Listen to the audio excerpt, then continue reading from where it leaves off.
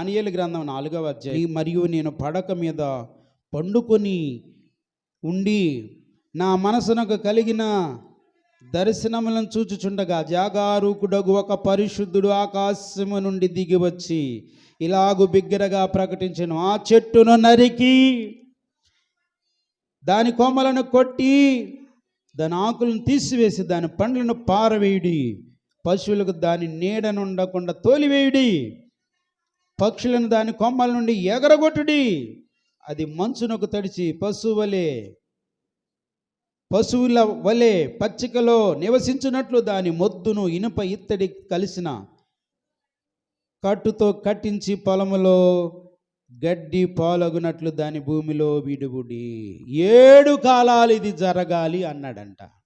అప్పుడు వెంటనే గంట సేపు విస్మయం ఉంది, రాజా అది నీకు శత్రువులకు రావాల్సింది, నీకు వచ్చింది. దయతో ఈ విషయం చెప్తున్నందుకు మీరేమీ బాధపడద్దు. ఆ చెట్టు ఎవరో కాదు, మీరేనయ్యా.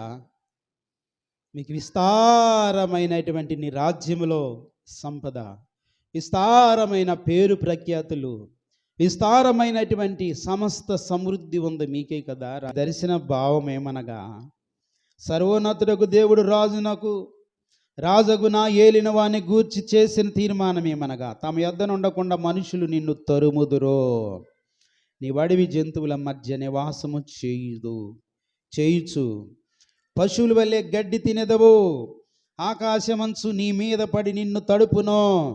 సర్వోన్నతులకు దేవుడు మానవుల రాజ్యం పైన అధికారి అయి ఉన్నాడనియు తాను ఎవరికి దానిని అనుగ్రహించని నిశ్చయించునో వానికి అనుగ్రహించునని నీవు తెలుసుకొనుము. 7 కాలము నీకు ఇలాగ జరుగును. చెట్టు యొక్క మొద్దునుండనీయుడి, వారు చెప్పిరి కదా, దాని వలన సర్వోన్నతులకు అధికారి అని నీవు తెలుసుకొనిన మీదట నీ రాజ్యము నీకు మరలా ఖాయముగా వచ్చునని తెలుసుకోము. రాజా, ఈ యోచన నీ దృష్టికి అంగీకారమగునుగాక. ఒకవేళ నీవు నీ పాపముల మాని నీతి న్యాయములు అనుసరించి నీవు బాధ పెట్టిన వారి అందు కరుణ చూపిన ఎడల నీకున్న క్షేమము నీకిక మీదట నుండునని దానియేలు ప్రత్యుత్తరం ఇచ్చెను. పైన చెప్పినదంతయు రాజుగు నెబుకద్నెజరునకు సంభవించెను. దేవునికి మహిమ కలుగునుగాక. నెబుకద్నెజరుకు దర్శనము ద్వారా వచ్చిన సంగతి తనదేనని చెప్పాడు. దేవునికి మహిమ కలుగునుగాక. చాలాసార్లు మనం ఏం చేస్తామంటే, మనకు వచ్చిన కళలను నిర్లక్ష్యం చేస్తాం, మనకు వచ్చిన దర్శనాలు నిర్లక్ష్యం చేస్తాం. చాలా జాగ్రత్త. నీ జీవితంలో ఏదైనా ఒకటి అనుమతించేటప్పుడు నీకు చెప్పకుండా చేసేవాడు కాదు నీ దేవుడు. తెలుసా మీకు? ఒక తల్లి ఏడుస్తా ఉన్నప్పుడు నేను వెళ్ళి, అమ్మ ఈ పరిస్థితి రావడానికి ముందు ఏమైనా నీకు తెలిసిందా అంటే, నా కొడుకు చనిపోవడానికి ముందే నా కొడుకు కళ్ళల్లో నుంచి భయంకరమైన పొగలు, భయంకరమైనటువంటి వేడిగా ఉన్నటువంటి కొన్ని కళ్ళల్లో నుంచి వెళ్ళిపోతున్నాయ్యా, కాలిపోతున్న వ్యక్తిలాగా కళ్ళల్లో నుంచి వెళ్ళిపోతున్నాయ్యా, ఈరోజు అదే జరుగుతుందని బోరున ఏడ్చింది. మనకెంత నిర్లక్ష్యం అంటే, దేవుడిచ్చిన కృపాకాలాన్ని నిర్లక్ష్యం చేసి ఇష్టం వచ్చినట్లు ప్రవర్తిస్తాం. ఆ తర్వాత మనకి ఇవ్వబడిన కాలం అయిపోయిన తర్వాత దేవుడు దొరికితే వెతికి ఆయన్ని పట్టుకుని ఏడుద్దాం అనిపిస్తుంది. ఆయన గట్టిగా కౌగిలించుకొని మన బాధంతా చెప్పి బోరున ఏడుద్దామని అనుకుంటాం. కానీ ఆ సమయం కాస్త ఏమైపోద్ది, మన నుండి దాటిపోద్ది. అలాంటి పరిస్థితులు రాకమునిపే ప్రసంగి గ్రంథం 12వ అధ్యాయము ప్రారంభ వచనాలు మీరు చదువుతా ఉన్నప్పుడు, దుర్దినములు రాకమునిపే, ఈ మాట మీరు చాలా జాగ్రత్తగా చదవాలని, ఆలకించేవారు జాగ్రత్తగా ఆలకించాలని మనవి చేస్తున్నాం. చదవండి. దుర్దినములు రాకమునిపే వీటి యందు నాకు సంతోషము లేదు అని సంవత్సరములు రాకమునిపే తేజస్సు, సూర్య చంద్ర నక్షత్రములను చీకటి కమ్మక మునిపే, వాన వెలిసిన తర్వాత మేఘములు మరలా రాకమునిపే, నీ బాల్య దినములందే నీ సృష్టికర్తను స్మరణ తెచ్చుకో. చేతులెత్తి దేవునికి స్తోత్రం చెప్దాం అందరు గట్టిగా. ఈరోజు నేను చెబుతున్నా, బాల్యం తెలిసి తెలియక గడిచిపోయింది, యవ్వనం ఇచ్చలతో పాడైపోయింది, నడి వయసు బలం లేకుండా ఉడిగిపోతుంది, ఓపిక తగ్గిపోతుంది. పూర్ణాయుష్ కలిగి దేవుడు దీవించాలనుకుంటే అర్ధాయుష్తోటే కాలాన్ని మనం ముగించేస్తున్నాం. ఎందుకు ఇవన్నీ జరుగుతూ ఉన్నాయి మీరు గమనించండి. యవనస్తుల ఫోటోలు స్తంభాల మీద, చెట్ల మీద చూస్తున్నప్పుడు పటపట కళ్ళు నీళ్ళు వచ్చేస్తున్నాయి.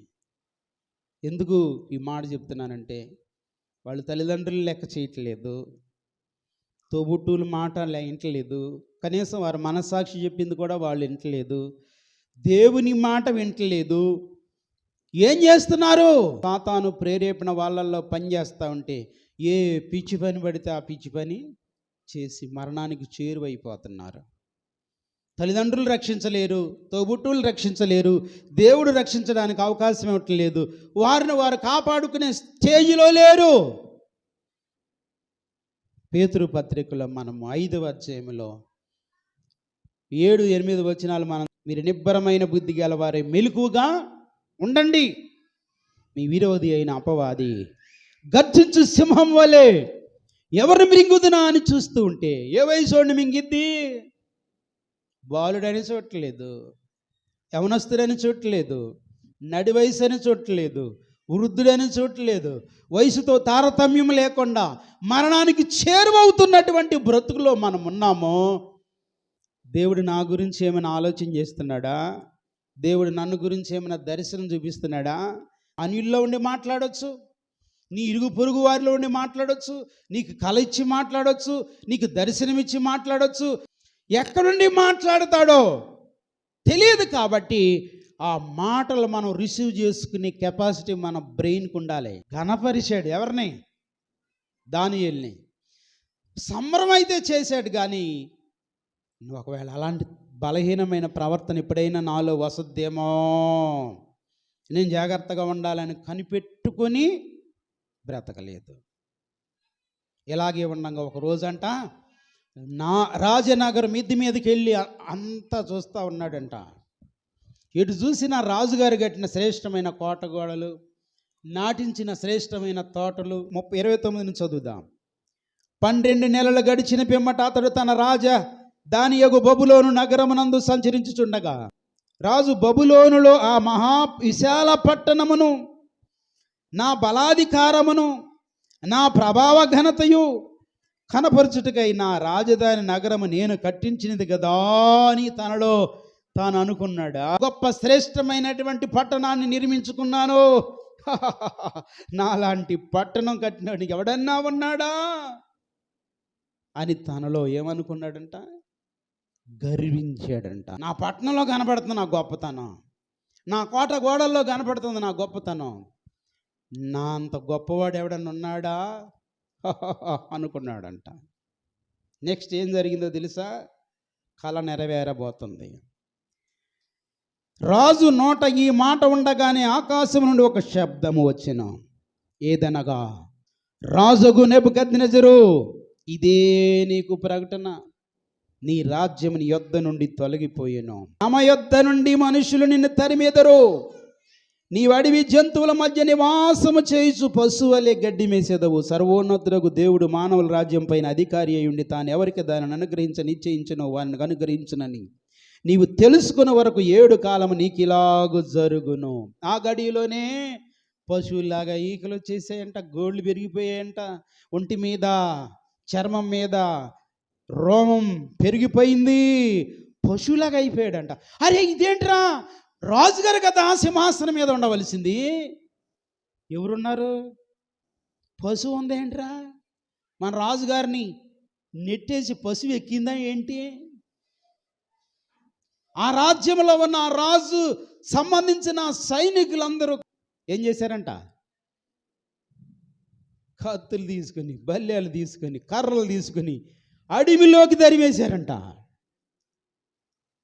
అప్పుడు గుర్తొచ్చిందంట, నాకు ఈ కల వచ్చింది కదా, ఇట్లా జరిగిద్దని నాకు ముందే తెలిసింది కదా, అరే నేను ఎందుకు ఆలోచన చేయలేకపోయాను? దీని ఏమంటారు?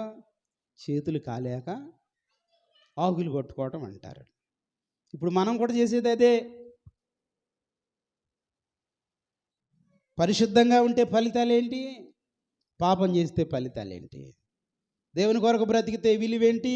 దేవుని కొరకు కాకుండా లోకంలో ఉంటే మన విలువేంటి? ఇవన్నీ తారతమ్యమేమీ తెలియకుండా మనం బ్రతకట్లేదు. కానీ ఒకరోజు పశువు మనస్సు మనకు వస్తుంది. అమ్మ, ఏ మనసు అది? పశువు మనసు వస్తుంది. 73వ కీర్తనలో ఆసాపు కూడా ఏమన్నాడంటే, నేను తెలివి లేని పశుప్రాయుడిని అయితిని, నేను మృగమ వంటి వాడిని అయితిని అన్నాడా లేదా? ఎందుకని? జనాన్ని చూసి దేవుని విడిచిపెట్టినోడు పరిస్థితి అది. 16 నుంచి, అయినను దీన్ని తెలుసుకునవలెనని ఆలోచించినప్పుడు దేన్ని తెలుసుకోవాలనుకున్నాడంట? భక్తిహీనులను చూశాడు, బలహీనులను చూశాడు, బుద్ధి లేని వాళ్ళని చూశాడు, దేవుని ప్రార్థన చేయని వాళ్ళని చూశాడు, ఏమాత్రం కూడా దేవుడు అంటే భయం లేని చూశాడు, ధన సంపాదన పనులైనటువంటి వారిని చూశాడు. వీళ్ళందరిని చూశాక నా భక్తి వ్యర్థం, రోజు గుడికి వెళ్ళటం, రోజు ప్రార్థన చేయటం, ముఖ్యమైన పనులన్నీ మానేసి నేను వాక్యం చదవటం, దేవుని సన్నిధిలో గడపటం వ్యర్థం అనుకున్నాడంట. ఎవరు అనుకుంటాడు?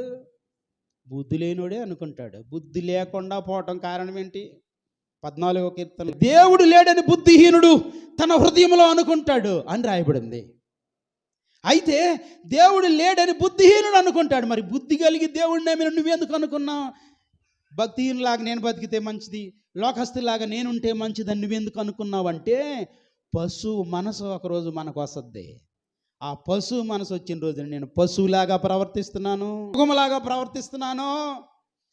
ఎందుకు నేను మృగాన్ని అయ్యాను, ఎందుకు నేను పశువుని అయ్యాను అంటే, నేను దేవుని విడిచిపెట్టిన రోజున నేను పశువుని అవుతాను, దేవుని విడిచిపెట్టిన రోజున నేను మృగములాగా అవుతాను. పశువుగా మృగముగా మార్చబడేది ఎవడు చెప్పండి? అరే దేవుడిని నమ్ముకున్నాడే, వీడికి ఏం మనసాక్షి పని చేయట్లేదా ఏంటి ఇట్లా చేస్తున్నాడు అంటే? దేవుడిని విడిచిపెట్టాడు. వాళ్ళు అనుకుంటున్నారు మందిరానికి వెళ్ళాడు, వీడు మందిరానికి వెళ్తున్నాడు వీడు అనుకుంటున్నారు. సాక్ష్యం పోగొట్టుకుంటున్నాడు, పనికి మాలినోళ్ళలాగా బ్రతుకుతున్నాడు, పాపిష్టి జీవితం జీవిస్తున్నాడు. అంటే అర్థం ఏంటి తెలుసా?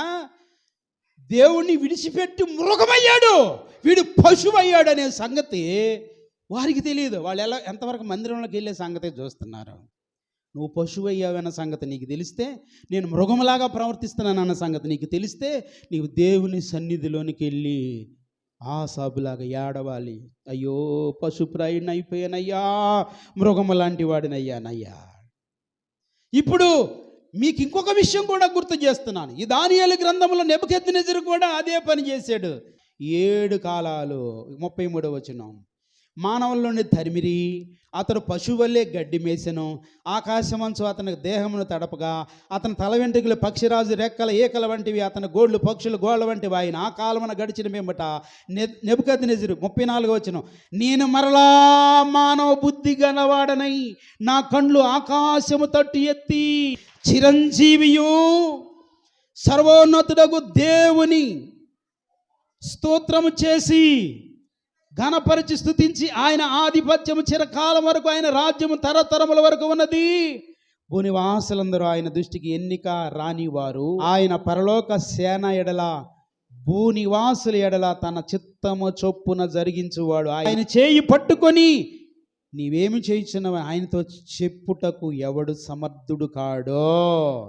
ఆ సమయమందు నా బుద్ధి మరలా నాకు ఇచ్చెను, రాజ్య సంబంధముకు ప్రభావమును, నా ఘనత నా తేజస్సు నాకు కలిగను, నా మంత్రులు నా కింది అధిపతులు నా యొద్ద ఆలోచన చేయవారు వచ్చిరి, నా రాజ్యం స్థిరపడగా నేను మరి ఎక్కువ ఘనతను అందితిని. చప్పట్లు కూడా దేవునికి స్తోత్రం చెబుతా. అరే మా ఇంటికి ఎందుకు ఎట్లా జరుగుతుందండి? కిటికీ మార్చమంటే కిటికీ మార్చిను, తలుపు మార్చమంటే అటు చూస్తారేంటి? ఎట్లాంటి వాళ్ళు లేరా? ప్రార్థన చేసేది, గేదెని ఇటు కట్టేయొద్దు, తేడా వస్తుంది. మీరు ఎప్పుడైనా చూసారా మీటర్ ఎవడన్నా ఈశాన్య భాగంలో మీటర్ బిగించిన వాళ్ళు ఎవరైనా చూసారా? ఏమి తెలియనోడు కాబట్టి పాపం బిగిస్తాడు. కానీ లోక జ్ఞానం, లోక సంబంధమైన శాస్త్రం తెలిసిన బరువు అంట, మీటరే బరువు అంట. మరి నువ్వు నడిస్తే బరువు కాదా? ఈశాన్య మూలం అడుగు పెట్టుకొని తిరగరాదు శుభ్రంగా. మనుషులు కల్పించిన పద్ధతులను అయితే దేవుని యొక్క ధర్మశాస్త్రంలో ఉన్న విషయాల్లాగా పాటిస్తారు. కానీ దేవుని ఎదుట ఇక్కడ కుచితం ఉండొచ్చు, దేవుని ఎదుట ఇక్కడ కుళ్ళు ఉండొచ్చు, ఎదురుని చూసి వాత్సల్యంతనం ఉండొచ్చు ఇక్కడ. కానీ ఇది మానరు, అది మానతారు. ఏది? కిటికీలు మారుస్తారు, తలుపులు మారుస్తారు, దర్వాజాలు మారుస్తారు. ఈశాన్యం వల్ల బరువులు పెట్టకూడదంట. ఏ భూమి బరువు కాదా? పనికి మాలినోళ్ళు పనికి మాలిన మాటలు చెప్తే పనికి మాలిన మాటలు వింటారు. కానీ ప్రభు మాట కొరకు బ్రతికేవాడు ఎవరైనా ఉన్నారా అంటే, నువ్వు ప్రభు కొరకు ప్రతిష్ఠించబడ్డా, లోకంతో ఇక నీకు పని లేదా. గట్టి చేతిలో దేవునికి స్తోత్రం చెప్దాం. ఇంత పెద్ద మందిరానికి ప్లాన్ చేస్తున్నావయ్యా, ఎవడో ఒకడు రావాలి. ఎవడో ఒకడు దిక్కులు చెప్పేవాడు రావాలి. నేనన్నా నా స్థలం 5 సెంట్లు, దేవుడిచ్చిన స్థలం 5 సెంట్లు. 5 సెంట్లో ప్రారి ఏడగొట్టాలి. ఆ తర్వాత 3 అడుగుల తర్వాత సూర్య ఎక్కడ వస్తుంది, దీనికి ఎన్ని పిల్లర్లు వేయాలి, ఏం చేయాలి, స్థలాన్ని బట్టి నిర్ణయం ఉంటుంది. చెప్పేవాడు ఇటు తిప్పి కట్టమన్నాడు అని ఇప్పుడు నేను ఈ గోడ తీసి ఇట కట్టాను అనుకో, నువ్వు అటు తిరిగి ఎక్కువ వచ్చేటప్పుడు అన్నయ్య గారు ఏంటి ఇటు తిప్పి కట్టారేంటి, ఆయన కట్టొద్దు అన్నాడు అంటావు అనుకో, నువ్వు ఎవరికి ఇలివిచ్చినట్టు? నేను 14 రోజుల ప్రార్థనలు, 7 రోజుల ప్రార్థనలు, 21 రోజుల ప్రార్థన, 40 రోజుల ప్రార్థనలో ఎప్పుడు ఈ మందిరం కట్టడానికి ప్రార్థన చేస్తూనే ఉన్నాం. ప్రార్థించిన దేవుడు మనతో ఉన్నాడు. దేవునికి స్తోత్రం. ఏ మనుషుడు ఇక్కడ ఘనత పొందడానికి వీల్లేదని ఒక టాపీ మేస్త్రి, ఒక దైవ సేవకుడు, ఆయనతో నేను. మందిరం ఎంత ఉండాలి, ఇది ఎంత ఎత్తు వస్తుంది, ఎన్ని అడుగులు పెట్టాము, బిల్డింగ్ 20-60 పెడుతున్నాం మనం. ఈ 20-60లో ఏమేమి చెయ్యాలి అనేది దైవజనుని ఆలోచన, దేవుని ఆలోచన తప్ప ఇక్కడ ఎవరి ఆలోచన లేదా. మందిరం మీద నుంచి ఒక వ్యక్తి ఆ రోజు అయ్యప్ప మాల వేసుకుని వచ్చాడు. ఆయన ఆ పనికి ఆ సెంటరింగ్ కొంచెం అలాగ జరిపేటప్పుడు కిందకి పైకి అప్ అండ్ డౌన్ చూసేటప్పుడు సడన్గా అక్కడ పడిపోయాడు. కొందరు నా చెవులు వినపడేటట్టు అన్నారు. అరే మనం చెప్పినవా? ఏం చెప్పాడు? ఒక కోడినన్న కొయ్యాలి మొదలు పెట్టేటప్పుడు అన్నమా, ఇది ఏది చేయకుండా ప్రార్థన మొదలేసాడా, ఇటు చచ్చిండు, ఈ సంగతి ఎట్ట ఉంటుందో, గుడి ఎట్ట కడతారో చూస్తామన్నారు పనికి మాలినోళ్ళు. కానీ ప్రభువు ఆ పడినోడిని బ్రతికించి,